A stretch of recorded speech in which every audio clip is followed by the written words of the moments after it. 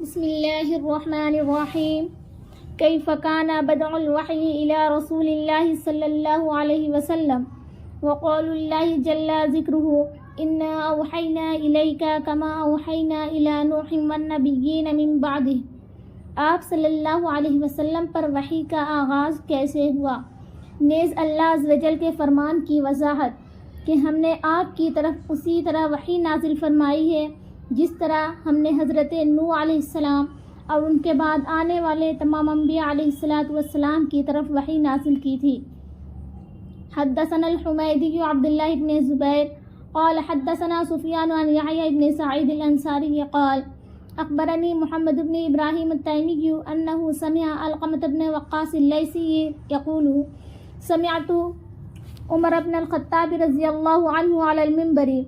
قال سمعت رسول اللہ صلی اللہ علیہ وسلم یقول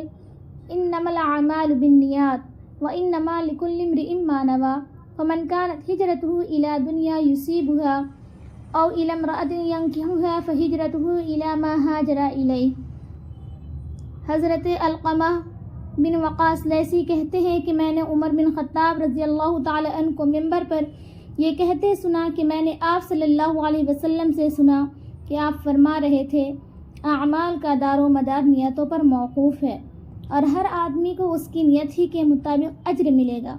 پھر جس شخص نے دنیا کمانے یا کسی عورت سے شادی کرنے کے لیے وطن چھوڑا تو اس کی ہجرت اسی کام کے لیے ہے جس کے لیے اس نے ہجرت کی۔